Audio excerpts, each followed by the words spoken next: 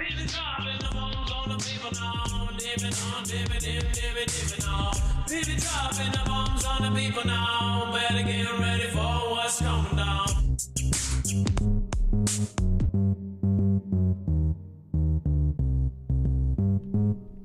All right, what is going on, fam? It is Adam, aka Marf, and this is Marfoogle News. Today, we're going to talk about a ton of different current events that are going on. Remember, you can always go over to marfooglenews.com. You can find a full bibliography of every single article, tweet, video, picture, document. Let's get right into North Korea accuses of South Korea of flying drones to the capital and threatens to attack.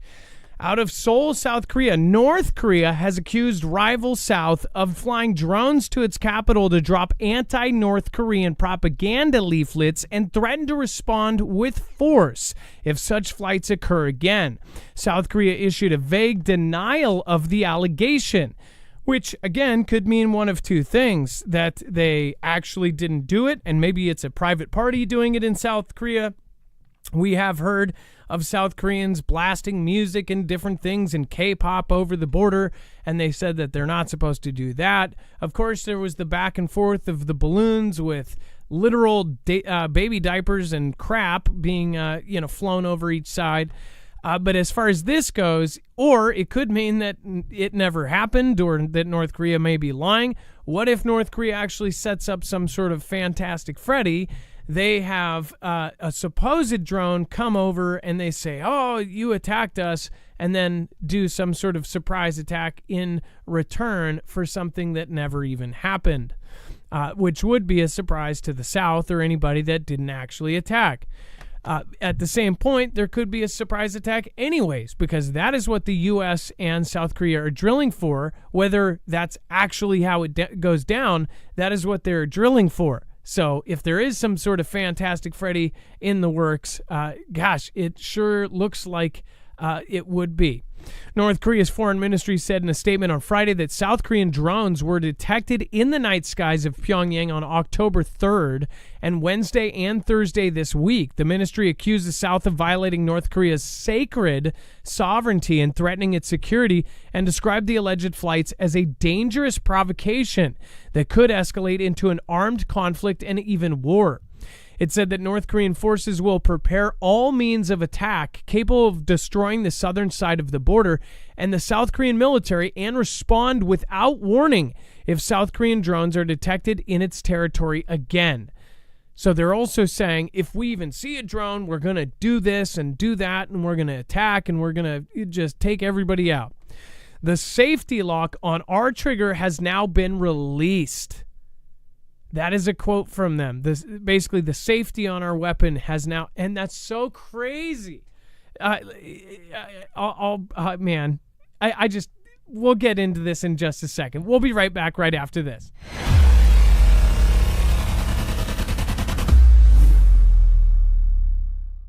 Nothing in the show should be considered legal, medical, or financial advice. The views of the callers can differ considerably and do not necessarily reflect my opinion, Dex's opinion, or anyone else who works with the show. You should always do your own research and consult with professionals. The internet is full of fake news, so please take everything with a grain of salt.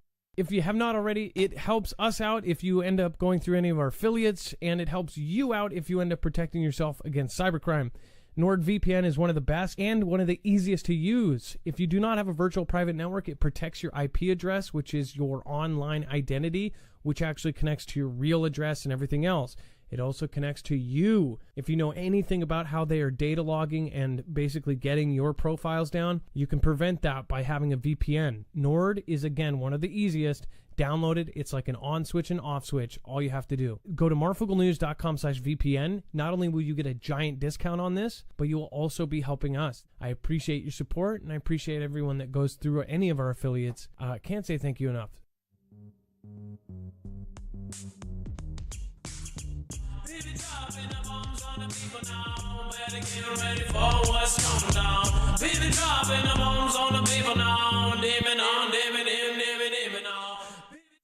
All right, what is going on, guys? It is Adam, a.k.a. Marf, and remember, marfuglenews.com/friends. Drop an M in the chat right now for awesome mods, but also go over and subscribe. You have tons of great people over there, everybody from Bones to Wages, and amazing creators like Trinity in there. Of course, you've got Chance, the author, and so many more.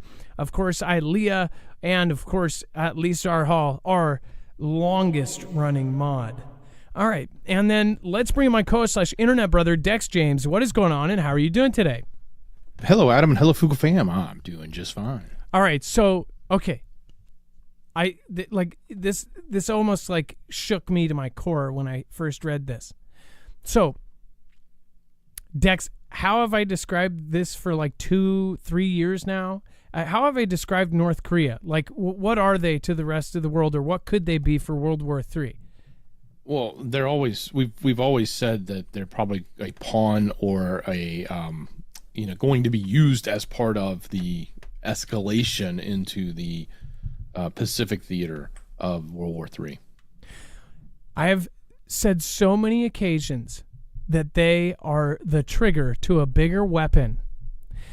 And they literally are quoted saying, "The safety lock on our trigger has now been released. We will be prepared for everything, and we'll be watching. The criminals should no longer gamble with the lives of their citizens." I think it is so nuts because I've called them the trigger to a bigger weapon, that basically they are the trigger, that they would kick off World War III. And they're even using terminology. Gosh, like Kim Jong-un watches the show or something.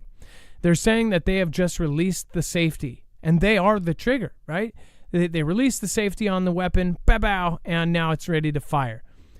They keep showing pictures of not only them in their nuclear facilities, but they show Kim Jong-un like it's a photo shoot, standing in front of a TV screen looking at satellite photos of South Korea. You have the drills of the United States and South Korea doing these very specific hypothetical scenarios that compared it, in the actual wording of it, compared North Korea to, of course, Moss, saying that just like on the 7th, the surprise attack, where in that event, they all of a sudden paraglided over the border. All of a sudden, they dropped in one of the most surveilled places on Earth, just suddenly popped in, did all of this damage, ran the streets for a while. There was virtually no pushback for a huge part of it.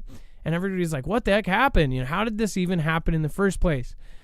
They have, in their hypothetical scenario against North Korea, they added out of nowhere, they're like, oh, by the way, now we're doing this drill where they are going to surprise attack. They practiced taking out their artillery. They said that there would be something like 500 artillery locations across the border that, of course, could fire into South Korea. That is one thing, that their artillery and their weapons are so close to South Korea that they actually have the range to take out just a ton of everything just with their artillery, let alone having troops go across, whatever else. The war between North and South Korea has never ended. The Korean War has never ended. They came to some sort of temporary agreement, and that temporary agreement has gone until today. They have a demilitarized zone, but they have never actually ended that conflict. They have had these tit for tats. They've had the war of words for, as long as I've been alive. But now they are specifically talking about this kind of thing like they're about to attack. They just yesterday removed all of the roads and all of the railroads that cross over to South Korea. Now, this is the same day we get reports that Lithuania is now placing Dragon's Teeth on the border of Kaliningrad. You have all of these places preparing and basically cutting themselves off from the potential enemy and doing these preparations that are normally last step right before you go to war with somebody. With South Korea, you would take out those railroads, you would take out those roads because it makes it a lot harder for troops or anybody to get across. It's like they're about to go to war. I think it is absolutely crazy what is happening right now. What do you guys think? Let me know in the comments down below. What did you think when you heard them quote it like that? I just thought that was wild. that they are saying that they're going to remove the safety on their weapon. It's almost like they know that they're going to be the trigger to the World War III scenario, and they're just a puppet and a pawn. And maybe the people that are running the show, even they know that a lot of us know that that's going to be the trigger. So they have gave them the script, right?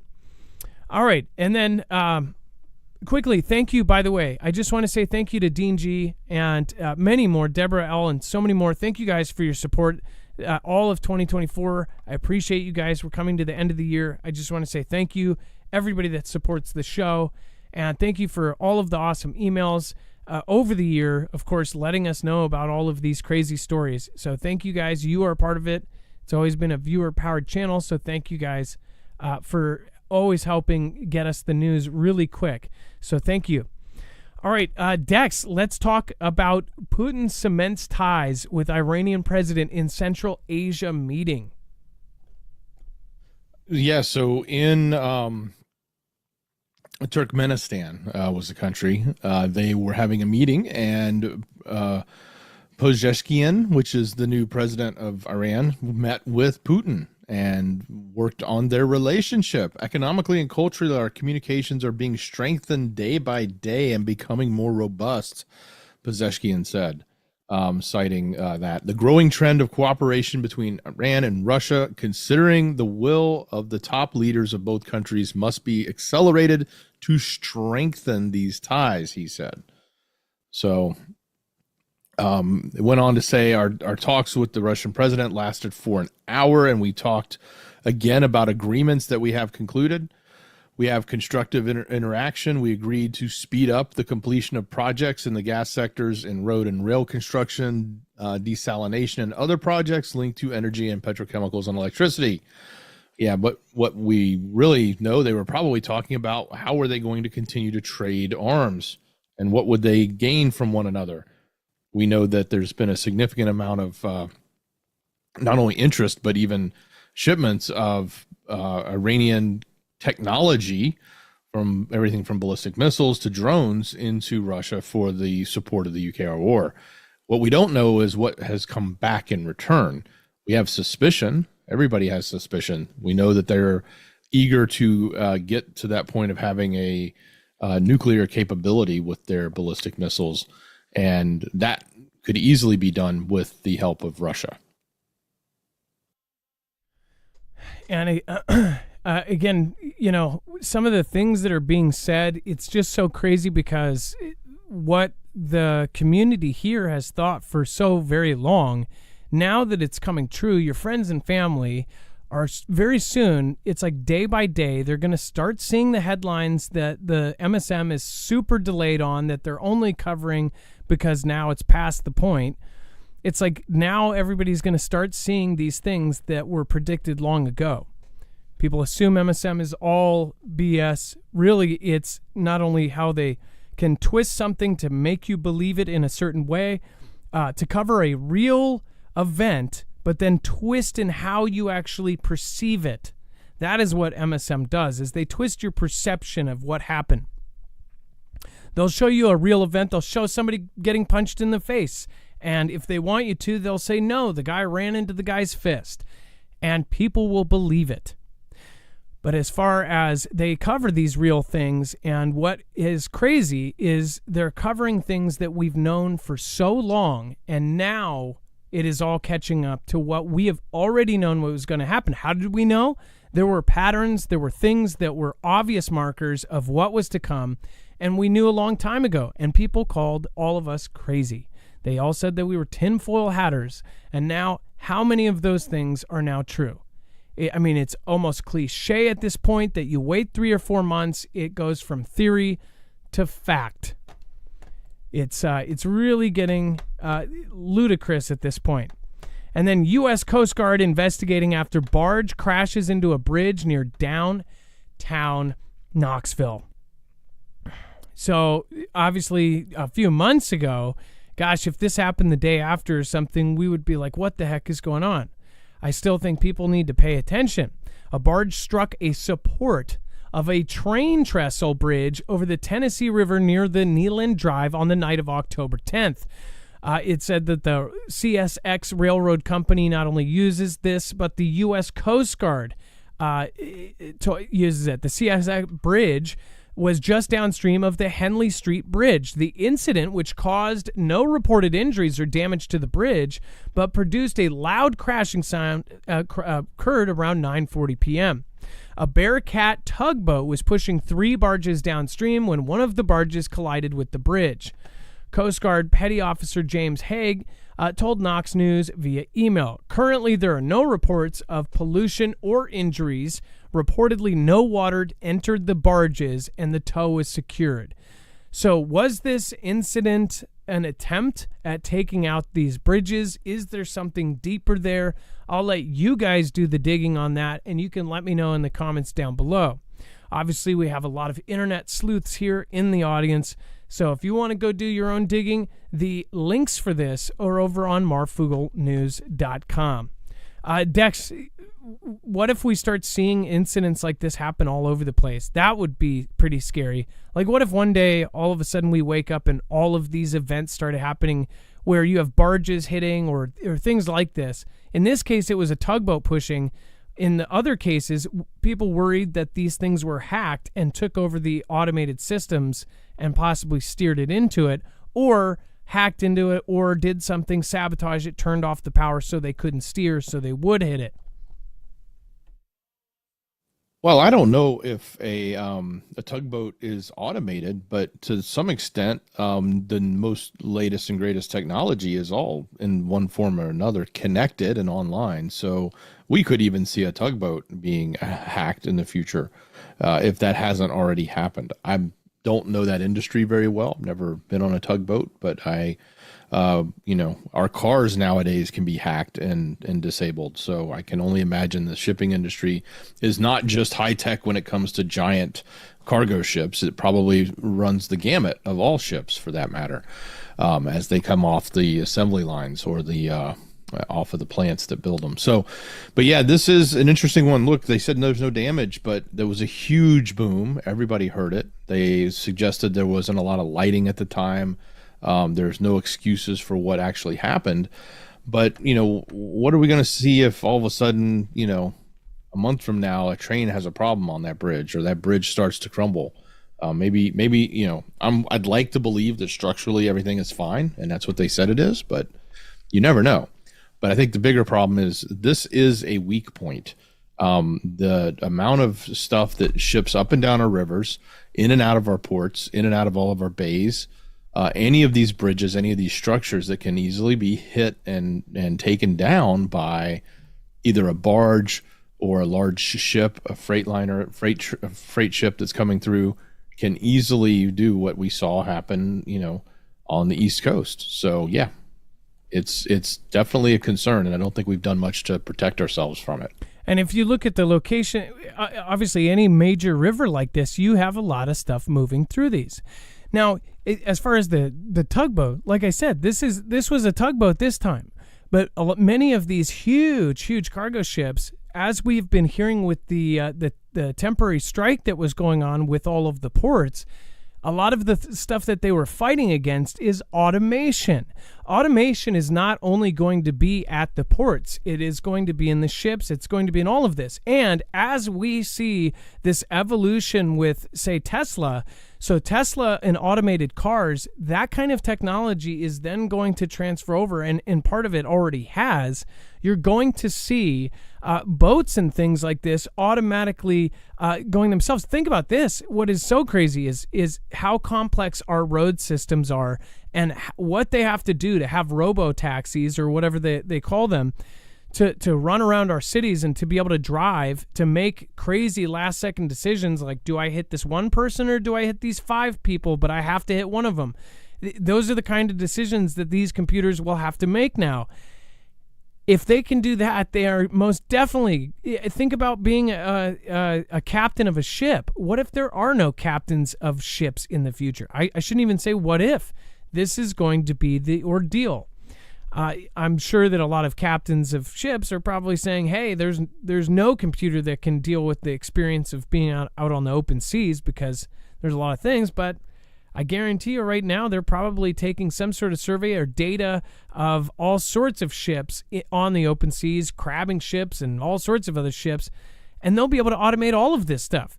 Think about when you do not risk a single life sending out ships completely unmanned that end up doing crab potting and things like that. Machines that will load crab pots into the ocean and then load them back up. These things are all happening, and you could say that Elon is partly responsible for that because they are all probably going to go off the base system that he's creating for all of these road systems. The really scary part is if any of those systems ends up getting hacked in the future. What if you end up having people that have been ingrained for years, sleeper cells that are already in positions? And I will say this. People think, oh, well, then they would have to go in and get the right positions and this and that. Well, we already know that there are major countries like China that have actually hacked into very specific parts of our infrastructure, into HR departments, in the same departments that actually make the badges, that make transfers from big corporations or even big actual government or agencies, and say water utilities and things like this. They can actually have somebody that's worked there for 25 years go in the back end and say, yeah, we're actually going to transfer this person out and we're going to transfer this guy in. He's worked there for 10 years and he's been at this location. On the back end to the water utility, they look at it, they go and they check everything looks fine. But in reality, they have now inserted a new employee that never existed before, even inserted their history and everything else. These are real issues that have happened over the last 3 years, and they are happening right now. We've covered all of this. So it's very freaky when it starts attacking our infrastructure, and that is what I believe is going to happen very soon. And Adam, they do have, I was just looking it up. They, modern tugboats, some of the most modern ones are completely battery operated. They have more horsepower out of the electric engine, and they are very modernized from a computer control. You got to imagine with a ton of batteries and how it has to manage the power to the systems there. There's all sorts of electronics that can easily be hacked at some way, shape, or form. Well, and it said that the tugboat was pushing 3 different barges, I'm guessing, and it was pushing, or it said pushing. So it's not pulling. So are they in a row, like single file line, or are they connected together and it just kind of pushes it through? I don't know. I don't know how it was. Yeah, I think they connect them. I've seen them do that before, so I don't know but yeah, it's common on the rivers with those tugboats. So are they single file? Is that what they do? Or do they tie them together sideways? I don't know. I've seen them done both ways, but I think it's more single file. Yeah, that would make more sense. It's crazy. Think about like driving a big rig with a trailer. Think about having 200 feet of barges in front of you. That would be hard. But what if, as you're getting there, they said that it was extremely dark out. The only lights that they saw were the tugboat and the barge. Think about if you all of a sudden you turn off their radar or any of their systems that are looking at the seabed in the river, and they're using these maps to guide themselves. That turns off for a second, sort of like that other situation where the actual bridge crashed and fell down. You have something like that. You turn that off for even a split second at the right time, you got yourself an accident. And maybe they did something manually. They turned it back on quick enough or something happened. Who knows? We'll never find out the truth. And they steered it just enough so it didn't damage it. But like Dex said with that bridge, what if there's structural damage? If you get in a rear ender, fender bender in the parking lot, what's crazy is back when I drove trucks, I barely tapped somebody with a big truck, and it just barely tapped their back bumper, and it literally looked fine, like no damage was there. But it turned out that the frame underneath the bumper had bent in, and it had done damage slightly to the frame. And even the tiniest thing to the frame, it can be a total. In that case, it wasn't, but it was like $4,000 or $5,000. So by the looks of things, it could be fine. But as we've seen with many of our bridges, what's so crazy is there's a huge percentage of our bridges, railroad bridges, all of these things, infrastructure across the country, we covered where almost all of them have horrible ratings. And you have engineers going and looking at these things, and it's like it's such a surprise that we are sending money anywhere else when we have bridges all over the country that are in need of repair. We have potholes and streets that aren't complete. We have freaking GPS taking you off of a null and void freeway entrance 60 feet in the sky. I mean, it's just nuts. Carlton Sutton, thank you for the super chat. I appreciate that. Thank you. I appreciate that. One Robert Nelson, thank you for your support last night. Stephen McMahon, I hope if you're probably already at work, I hope you are having a good night. Neil, thank you. And then Jonathan Fish, Carol White, thank you. Tammy Carver, thank you. Danish Girl, thank you. Lavera Lacchini, I appreciate your support this week. And Tammy Carver, again, thank you. Vic the Villain, Craig Alicious, Dawn, thank you. And then we have Julie Bratcher, thank you. And Kat and Philosopher. Make sure to go check out EMP Shield if you haven't. This is a device that can protect you against EMP. But if you've been on the fence about this, almost all of you know exactly what this does. It will protect you against EMP and CME. One thing I would say to you is that this is something that is going to be extremely valuable in the event of any kind of either EMP or non-nuclear EMP device. Again, they're now talking about this. They keep warning about these backpack-sized NNEMPs. Right now, as we get closer to the day where we all pick the Prez, and FBI and DHS are warning of all of these events possibly happening nationwide, I'd highly recommend thinking about not only your food, your water, your plans with family, but I would highly recommend thinking about something like this. What's awesome about this and what's crazy about this is once you have something like this, you are protected against two major disasters as far as being able to drive away to get out or to drive home to get home to your family and bug in.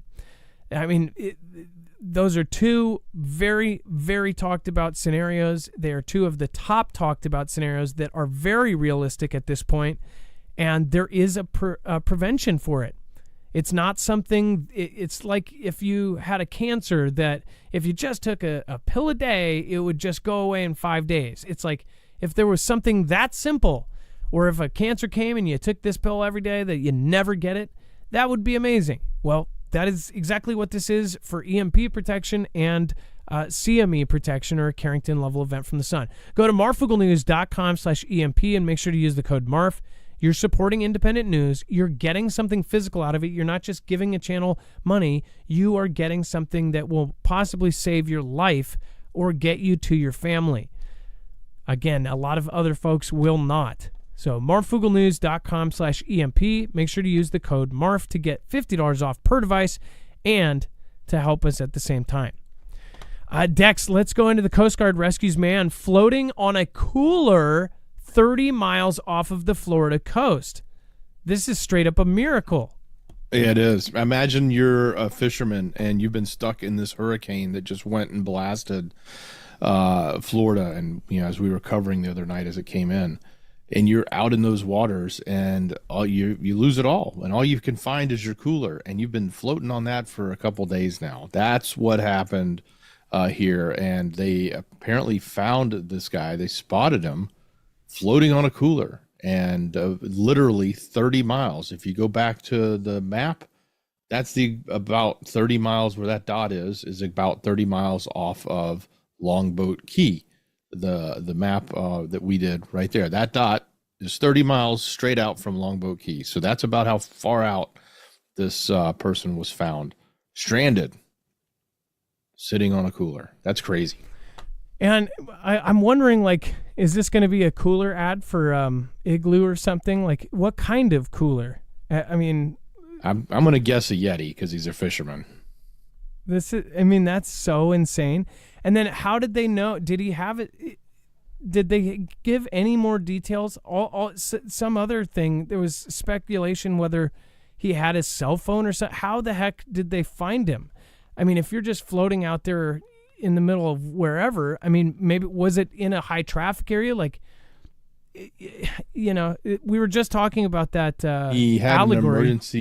an emergency position locator beacon and a cooler and a life jacket. And that's what they said is the reason he survived. The life jacket and the cooler that he could float on, as well as the emergency beacon. Can I just say, just like we were talking about EMP, it's like that is tech that if you're out on a boat, it reminds me of when I was on. I tried jet skiing for the first ever time. Jet ski, right? Yeah. It was one of the older jet ski that somebody had at Alki Beach. Alki Beach is a real popular beach in West Seattle, and everybody's out there. There were thousands of people on Alki Beach, and this guy was just zooming around on his jet ski, and it wasn't like one you sat on. It wasn't like a ski-doo, I think they call them. It was like one of the 80s ones. It was older, and it had where you have to stand up, and the handlebars actually you have to get on while it's going because it won't balance. If you just stand up on it, it falls over. So you actually have to start it, then crawl up on it. I am not a good swimmer. I actually learned when I was 12 or 13 only because I got made fun of at like summer camp, so I ended up like learning how to basic swim. And I was such a dummy. I went out on this thing without a life jacket. Nobody had one. And I thought I was so cool, and there was people on the beach, and I thought I was so cool. I went and got up on this thing. I only got up like 3 or 4 seconds and fell, and I was still holding on to it. Then I got up again, and I just let it rip. And I think, oh, everybody on the beach is watching. Like, oh, I'm just so cool. Just jetting. Hit like a little wave. Did not have the thing on. There was no wristband or anything. And if there was, I didn't know it existed. I hit a thing and I fell right off. And now I'm in the water. I'm almost a mile out. I mean, it felt like a mile. The people were this big. And I'm thinking, God, I hope anybody is seeing me. And the jet ski is continuing to go. I don't have a life jacket. I know I've got about 3 minutes. I was already freaking out. I was panicking and I was cramping. And I believe this is where God stepped in. This is one of the times that I tell my kids about that I absolutely believe I should have died that day. I did not know, because I had no knowledge, that these jet skis, after they let go, they go in circles. And what I believe they're supposed to do is they'll slowly go into circles, and if you just sit there, it will eventually come back to you because it does these circles in a certain way where it will come back. I don't know if that's what it is meant to be, but it ended up doing a circle, and I gave all my energy. I swam as hard as I could, and I'm not a good one, and I missed it. Then it comes back, and I'm like, oh my gosh, I've got one more chance. Oh my God, it just happens to be driving by again. I missed it. And by this time, I have no energy to the point where I literally was about to sink. No energy. The third time, I barely grab onto it, and I grabbed it so hard, my right hand onto it. I got my left hand, my shorts, my swim trunks.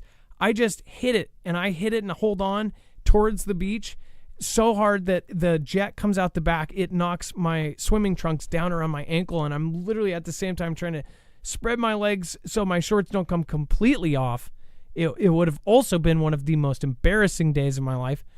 I jetted onto the beach. I am so exhausted. I can't even breathe. I flop over like a movie on the beach. Nobody was watching. Absolutely nobody. Even the guy I borrowed the jet ski from was drinking beers and talking to his friend like I could have just taken it away and pulled over to another beach. My girlfriend at the time, all of my sisters, nobody was watching me do this thing. And it's like things like that. It's like there has to be like some sort of miracle that happens. This guy in this cooler, it's just like, it's unbelievable how these things happen. But I'll say this, I will never, ever, and I have never, ever since, go anywhere without a freaking life jacket. Ever. This gentleman having that beacon, it saved his life. I can only imagine. And, but as far as the things like that, that reminds me, it's like, it's an EMP shield. If you have something like that, you don't need it until you need it. And when you need it, it's a lifesaver. So yeah, that was my dumb story. I think I've told it at least once or twice before, but man, it was a nightmare. And then Japanese aircraft carrier arrives on U.S. shores for military testing. This is just funky. So Dex, go into this. It is now a Japanese aircraft carrier is going in for military testing on our shore. Yeah. How about that? That's not something we hear every day, but the Japanese aircraft carrier Kaga pulled into the U.S. naval port near San Diego. Its arrival came ahead of the military readiness exercises that the U.S. military is helping its Japanese counterparts conduct off the coast of California. This is an indication that Japan is stepping up to the plate, that they understand the need to increase their own defensive capabilities and increase their alliance responsibilities. So there we have it. For those of you on the West Coast, you're going to see or potentially see this Japanese aircraft carrier and performing and working with the U.S. Military and the Navy out there doing drills. So on our shore right now, we've got the actual Japanese carriers over there. I mean, like, what is actually happening? If the time frame is as crazy as some of us think it is, like we're getting closer to Pick the Prez Day, that something's going to pop off, it would totally make sense that you've got Japan on board, now very, very close with the U.S. Not only are they drilling, but Japan is also filled in for us in places. That's another thing that's crazy. Dex, did you think about that? How Japan, when we left and took our last carrier out of the South China Sea, Japan ended up pushing into there. Germany ended up pushing over into the South China Sea, into the Taiwan Strait. I wonder, does this also have a double kind of? It's definitely a plan to add a layer of defense or offense against China. This aircraft carrier used to be a helicopter carrier. It was converted to an aircraft carrier. They are going to be landing F-35Bs on the deck and teaching Japan how to do that, because Japan has orders for these F-35s that are going to be coming in. So having that vertical takeoff and landing, because of the type of deck that's there, it makes it even easier for them to leverage that. So this is the opportunity to create a carrier that is going to be right there in Japan or in the Japanese waters or right off the Chinese waters, being patrolled by Japan, that will eventually have F-35s on it. Chris Reynolds says Japan is helping us. I believe so too. Think about that. We always think about the U.S. parking somewhere to show a show of strength. But in this case, Japan is here with their carrier. Meanwhile, our carriers are somewhere else or being decommissioned right now. Our former president actually stopped a carrier from being decommissioned because he said that we needed everything we got. So I don't know. We never think about that maybe Japan is parked here because we need extra protection. But what do you guys think? Let me know in the comments down below. Somebody said that's the first time that Adam went trawling, fishing trawling. No, I didn't catch anything in my shorts. Yeah, I was just making sure I didn't just say something really bad. All right, and then Domenico Lavara, thanks Marv, and Ma is the only news I use. Hey, thank you, and Domenico Lavara, thank you so much from Australia. So many awesome Foogle fam from Australia and New Zealand too. In particular, Kiwi Quintris, and then Derek Will. Thank you. You guys are awesome. All right, and then let's see here. Let's go into the next piece of news here. We've got secretive X-37B spaceplane to use aero-braking maneuvers to rapidly change orbit. So this is actually really interesting. Or if all of this is exactly what they say, one of America's secretive X-37Bs is set to perform a series of aero-braking maneuvers that will significantly change its orbit, which is said to be the first of its kind event for the mini space shuttle. This is part of the 7th known X-37B mission, which began last December and has already involved the reusable spaceplane operating in a much higher orbit than ever before. Again, this is more like a plane. It's more, I would say it definitely looks like a space shuttle type of thing. But it says the U.S. Space Force, to which the two X-37Bs are now assigned, announced the planned orbital maneuvers as part of the current Orbital Test Vehicle 7, or OTV, mission earlier today. The X-37B that is now in space was launched aboard a SpaceX Falcon Heavy rocket from the Kennedy Space Center in Florida. Through a, quote, series of novel maneuvers called aerobraking, the X-37B will change its orbit around Earth and safely dispose of its service modular components in accordance with recognized standards for space debris mitigation, according to the Space Force release. The use of the aerobraking maneuver, a series of passes using the drag of Earth's atmosphere, enables the spacecraft to change orbits while expanding minimal fuel. One thing I do not understand about any of what they just said is the drag of the orbit. If it's something that can actually orbit and it's in orbit, how is there any drag, right? It's in orbit. I don't understand this, and maybe somebody who is much smarter than I am, but then they're saying it goes from one orbit where it could just keep floating around in an orbit. I don't think as an orbit as something that happens that has any drag. They use the drag to then change positions. How does that work? You're not wrong in thinking of it that way, but the altitude, the height in which you go, the higher you go, the less drag there is. So by descending down in, you then start to pick up drag, and what they're going to be doing is leveraging that drag to shift how and where they're going to orbit. So then they would expend fuel, they would just expend less to make the maneuver. And that's what they're trying to do, is conserve the amount of fuel they're using. It is an interesting thing. It's something that's not been done before, but okay. I think really what you got to think about is, why are they doing it? They make the claim they're getting rid of space debris, but if they went up, got into a single orbit, of course everyone knows that orbit. Everyone else watching knows that orbit. It's obviously doing something secret, and maybe what it has it needs to get rid of and doesn't want anybody else to have access to. So it may be performing this maneuver to get rid of that secretive information and not have it be in a position where China or Russia could pick it up with their satellites that they now have claws and arms on them, and they're constantly moving around trying to, tail or get up against other satellites for their own purposes of investigating what they do, or maybe even taking things from them. Okay, I get it. Everybody said the gravity, the gravity, less gravity or more gravity, but that's not what they're saying. There's atmosphere. There's air.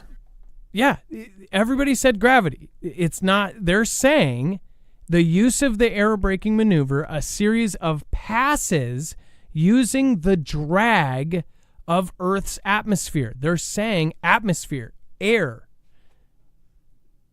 If they're changing from one position to the other, what I am picking up from this is they're saying both positions are able to gravitationally orbit. So, yes, I understand that it's going higher, but that's saying that at the lower position... it's going lower. It's going lower. It is higher than it's ever been. It's going lower. And we covered China doing this with their hypersonic missile, where they said, hey, we can now skip across the atmosphere and get longer distances to go around and use less fuel to do that and maintain our speed. And that skipping is the notion of going above the drag, coming back down at a low angle on the drag so that it causes you to skip back up because you're not pointed deep enough to penetrate through the drag of the denser air as you start to work your way into it. And that's probably what they're doing here with aerobraking, is going down into the drag area, but using the flat plane of the plane itself to cause it to divert. So it is not, its orbit is actually using jets to just fly around the Earth. Is that correct? Is that what you're saying? No, it uses its jets to get into an orbital position, and an orbital position is one in which the drag is no longer there, and you maintain a specific speed, and you then orbit around the Earth. But when they go down a little bit, all of a sudden there is drag. How did they even start that? The further down you go, you encounter more drag. Understand that. And then the second spot, they're going to another orbital position. So down low, they're then orbiting. But they're orbiting inside the atmosphere? So, for example, let's say they were orbiting north to south pole. at a high level, and they wanted to shift to east to west across the equator at a different position. They could spend a lot of gas and do that using the rockets and just reshift everything and have to do, or they're saying they're going to go down and bounce off the drag and use a maneuver that causes them to shift and have to waste gas to do it, which is very similar to what China was talking about doing, the skipping across the atmosphere with hypersonics. And I think that's what they're really trying to test. I actually understand that better than I do this, because they're saying the drag, so there's drag. Wind, if wings hit wind, it's going to go whoop. Basically, it's going to go whoop and then drop down lower. What I don't understand is if there's any air there to begin with, how are they even in a orbit?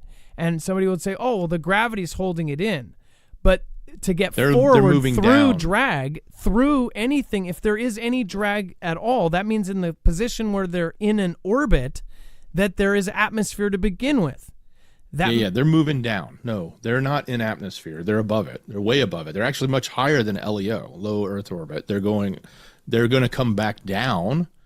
But then they're going to be in orbit at the bottom position as well. But maybe on the way down, they're going to come down at an angle of a 45-degree left turn and then skip off the atmosphere and bounce back into a different position and didn't have to expend the fuel to move to that position. But they say they do it by aerobraking, which if they're in orbit where there is, I always thought that there's no air if they're in orbit, that they're in space. But they're coming down, so there is air the further down you get. When you introduce drag, is because there's atmosphere. Okay. So they're going to come down. So they're never going. So they're going into the atmosphere and then popping back outside of the atmosphere. Then. Yeah, in a simplified way, but they're probably really, really high. They're not coming way down. They're not coming down to like 50,000 feet or anything like that. They're going to be, 150, 300,000 feet up, because there's still a lot of drag at that height. Because this thing stays up there for over a year. It stayed up there for a year and a half. Think about how you would store fuel for that. How would you have fuel to do all of that? This isn't a big, this is a bigger thing, but I think it's like the size of a bus. I guess I'm not smart enough to get it. And again, people can make fun of me. No, it is a complex thing. But I think, Adam, the important part here is China said they were going to do this, and I think what we're seeing here is the U.S. is trying to respond and show that they can do the same thing. Whether you're in a hypersonic missile or you're in a spacecraft, being able to deflect intentionally off of the atmosphere to do a reposition, or in the case of China, to be able to take a hypersonic and keep it going longer with less fuel around the globe. No, I get it. That's totally the cool tech that they're trying to prove that they can do. Dex, the JPass says drag like your shorts. No, I get that. But that means that there's water to pull the shorts back, right? If this is Earth and they're outside the orbit, which how fast did they said that the Earth spins? Either way, however fast they say the Earth spins, the Earth is spinning like this. It's going 1,000 miles an hour or whatever. Once you get past that, what another thing too is that once you get out of that, there's no air, so there's no drag, there's no things pushing this. Then gravity, I guess, is still keeping you there, just like a rock, right? But they're saying that they're using drag, so they're catching air, they're going whoop, slowing down and going down lower. But what they're saying is the oxygen goes out here. They're at the very end of it. So there is oxygen or some sort of drag inside of that. Everybody, it's gravity. It's gravity. But there's also orbit, meaning that it is keeping it in orbit. Didn't we cover the atmosphere going to the moon? Yes, that's true too. They say that the Earth's atmosphere goes past the moon. So I don't think I'm alone by going, wait, what? Because it's just super thin, obviously. Yeah. And I guess it's just like if you jump on the moon, they say it, obviously you weigh less. So it's but yeah, I don't know. Some of the things I would love somebody just I would love somebody to give me a visual on what they're doing. But again, that won't happen. You know why? Because this is top secret stuff. So they'll give us a basic explanation. But I would love to see an incredible scientist bring this in and go, this is how it works. Here's how aerobraking works in orbit. I've always thought of orbit where there's no oxygen. You're saying gravitational, but they're saying that there's actual atmospheric draw. So that part is the thing that keeps getting me. Not the orbit part. I get the orbit at both levels, but between the top and the bottom. Oh yeah. Somebody said the toilet paper. So if this is Earth and the white is the top of the white is where they're going first, then they're going to aerobrake and go to the middle line. That means the white, there's drag. Both points are orbit, but that means there's drag. That means they're orbiting inside the atmosphere. That would take energy. That would take gas. That would take fuel. Not unless they bounce. But they're not saying they're bouncing. They're just saying that. Well, that's what aerobraking is. They're bouncing off. They're using it to reposition. Okay. Like a skip. Because they look, when they talk about reentry, this is from NASA crap, but when they talk about reentry, they even said it with that capsule that came off the ISS. They're like, hey, when it comes in, the Boeing one is what I'm talking about.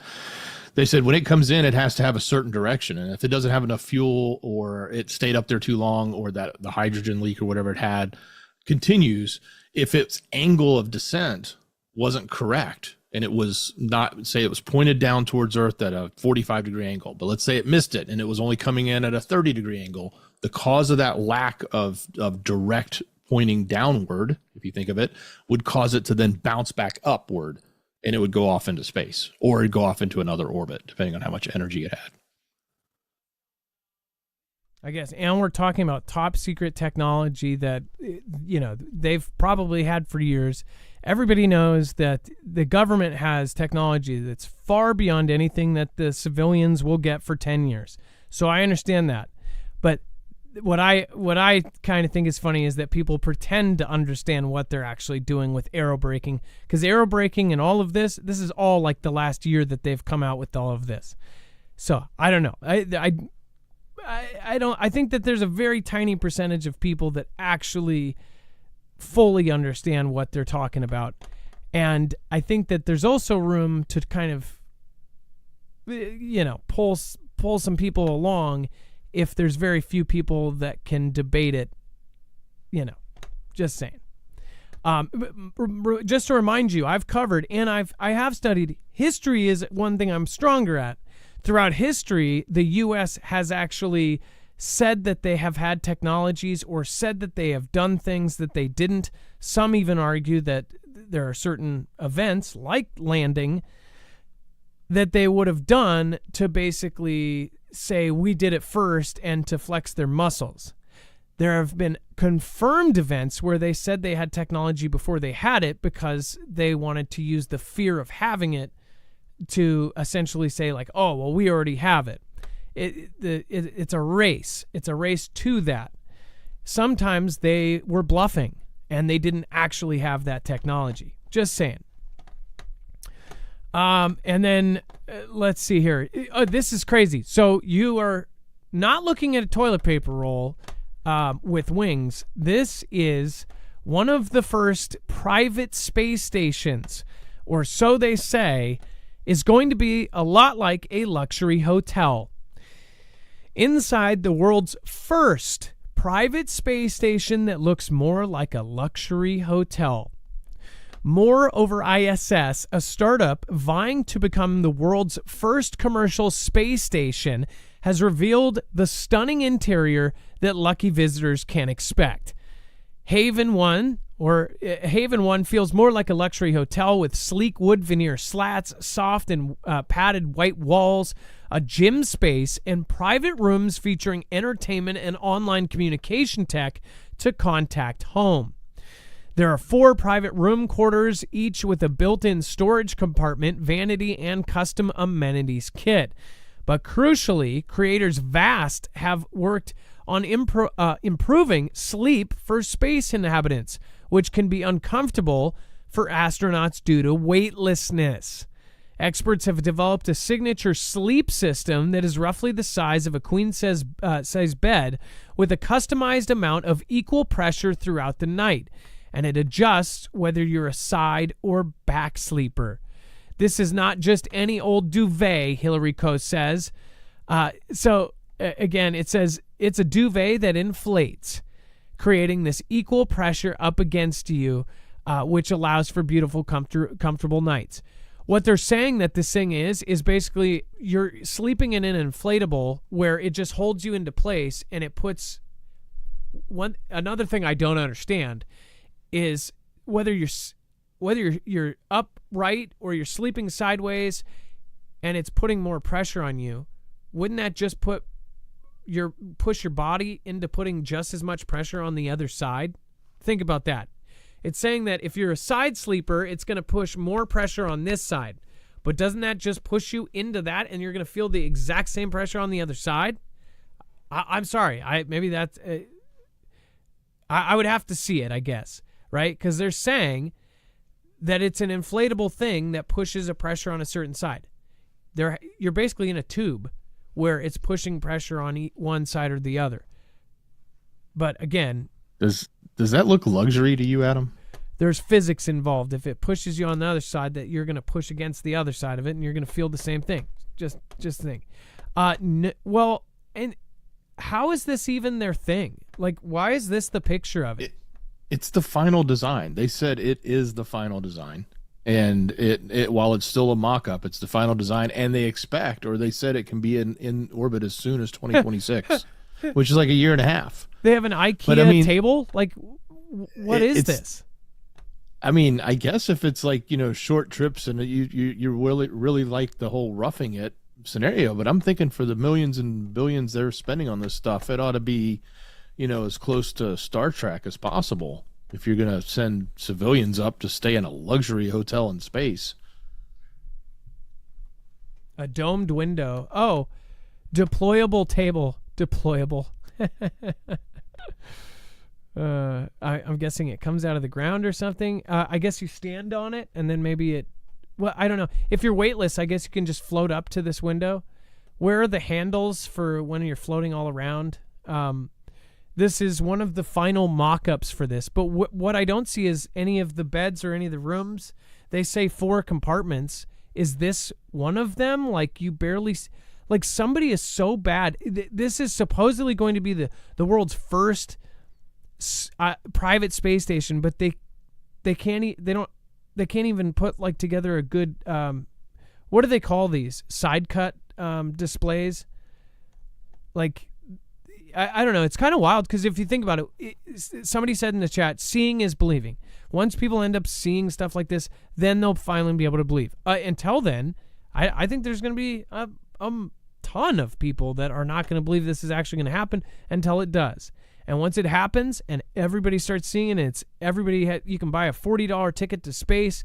Yeah, then everybody will be on the same page. But until then, if this is... I'm super confused. This looks like a single hallway with a table at the end. This looks like one of the rooms where you do like a crime investigation. I mean, this is stupid. There's a single table. I think they strap you to the wall, like you're tucked in with a comforter or something. That's sort of like it's like you slide into this comforter that's attached to the wall and it holds you in place. Which exactly, and it's yeah. And they say if you're a back or side sleeper, it's going to put more pressure on one side. But if there's something holding you down that it's pushing up again, I think that there's going to be equal pressure on if you're a back sleeper and it puts more pressure on your back. Whatever's holding you down, there's going to be the equal amount of pressure on your front too. If you're a side sleeper and there's pressure going this way, you're going to feel the same pressure against that side. I guess they'll make one side softer than the other. Maybe that's... They said kind of like a sleep number, right? Sure, okay. Well, I guess we'll wait and see. Stephen McMahon, thank you. Nice to see you. Says, I hope and pray we're all here a year from now. Love y'all. Stay healthy. Yeah, I'm sure there's a lot of people hope and praying that we're going to be here a month from now. Gosh, it's the 11th. Ireland, Marf, my morning news, 7 a.m. Full of hope. Well, thank you for being here and thank you for choosing us. Appreciate that. Thank you. What do you guys think of it? Let me know in the comments down below. If you haven't already, go check out Jase. This is a service that could very well save your life. Again, this is not only a service to have and get yourself some backup antibiotics, you can also get up to a 12-month extended supply of your prescription meds. Now, I just even posted on X, there are so many of my peers that are now saying the exact same thing. Get yourself antibiotics, get yourself food and water, get yourself a plan. Things are on the verge of an absolute change. There's so many agendas happening all at once, and almost all of them look like it's pointing towards possibly a horrible event coming. If you don't have things like antibiotics, if we do get into a war with China, which both sides are saying it's inevitable, it's imminent, or they're saying it's just a matter of time, then we're going to lose all of our antibiotics. So this is kind of a no-brainer for any prepper that's been following what's going on. Having antibiotics is a life-saving thing. Especially a tiny, cut on your finger can turn into a funeral if you don't have the right medicine. Go over and check it out. It's called a Jase case, and it has all of the most commonly prescribed antibiotics in it. You do a telehealth appointment with a board-certified doctor. You can do it from the comfort of your home, from your phone or tablet or your computer. And then you can also add things into it, like albuterol. And, of course, you can even add iodine tablets, things like that. Again, you can also, of course, get that 12-month extended supply. So tomorrow, if the lights go out, you'll be set for at least a year. They're saying 3 to 6 months that you need. DHS is saying you need 6 to 12 months of food and water. So it would definitely be smart to have that at least in medicine. Go to marfooglenews.com/Jase and make sure to use that code MARF. You're going to help support us and keep us running. You're also going to get something out of it that will come in handy. I can almost guarantee that having antibiotics on hand is going to come in handy, whether there's a disaster or not. Heck, if it was me, it would probably save me a trip. But all right. And let's see here. U.S.-made munition used in an Israeli strike on central Beirut.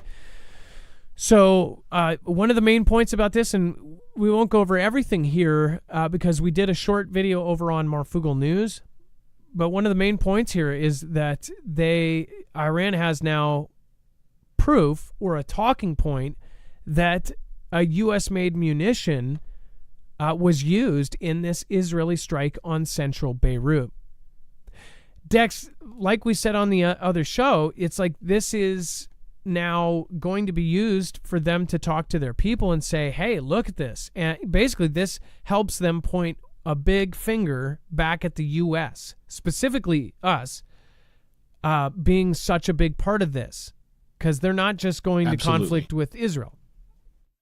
Absolutely. You'll hear Erdogan, you'll hear Saudi Arabia, UAE, and others in those locations around that have power and strength and negotiating ability with the U.S. because they sit at the table, so to speak. They're going to, and they have already. They've been in discussions with the U.S. to try to de-escalate these things in the favor of Iran. And it's also, we're seeing Iran sort of put the screws to people like Saudi Arabia and others, where they're saying, hey, we'll go right back to going after your oil fields if they come, if they come at us.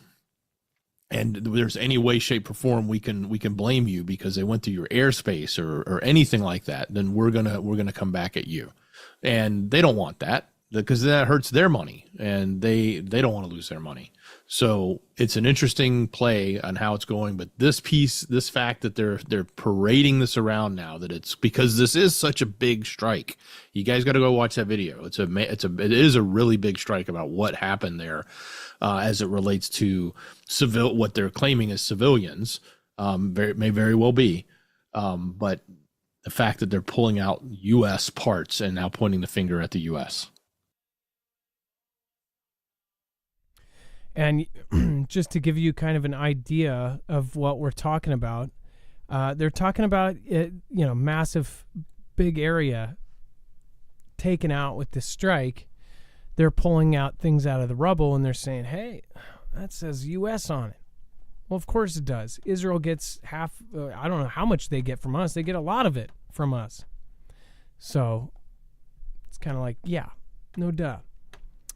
All right, and then thank you, everybody that made it tonight. Thank your mods. Drop another M in the chat for your awesome mods. Make sure to go over to friends and follow them. Thank you, mods, for keeping it held down in the chats. Thank you, Chance, over on DLive. Thank you, over on DLive. Classic Movie Theater, thank you for the lemons. I appreciate that. Kimbria, Poco Loco, thank you over on Rumble. Thank you over on X. Everybody that watched over on X, I appreciate you guys. Over on X, make sure to follow me at Marfoogle. All you have to do is type that in, and make sure to look for the check mark. That would be the official account. And it's, again, I forget. Gosh, what is it? What does it say? I'll have to pull it up. I'm gonna pull it up real quick. If you're looking for my account, it says Marfoogle News Official in parentheses. I'm sorry, my brain's not working. The blue check mark. Just look for that, and make sure to follow me over there. You'll see all of the other stuff there. Plus, all of the shows are archived over there too. So, have a wonderful night. Thank you so much, Dex. I appreciate you. Much love. Great job, brother. Thank you, everybody that, of course, made it over to the news video as well. Thank you guys for sharing us out. Thank you for hitting the all notifications button. That was the only way you're going to get notifications at this point. And then make sure to sign up for email alerts. Thank you to our top supporter tonight, Domenico Luvara. Thank you, and thank you. And then thank you, Carlton Sutton. Thank you, Stephen McMahon. And thank you, Full of Hope. It is now time for the shoutro. It's not an outro. It's not a shout-out. What is it? It's a shoutro.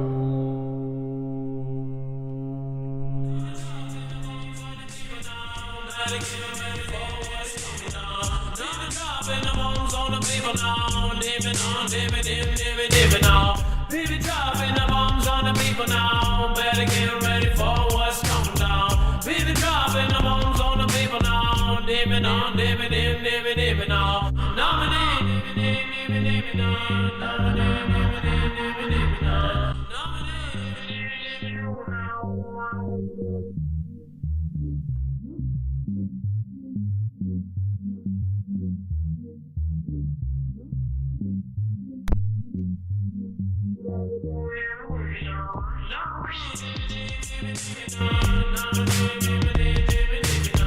Baby, dropping the bombs on the people now. Dipping on, dipping, dipping, dipping on. Baby, dropping the bombs on the people now. Better get ready for what's coming down. Baby, dropping the bombs on the people now. Dipping on, dipping, dipping, dipping on. Baby, dropping the bombs on the people now. Better get ready for what's coming down. Baby, dropping the bombs on the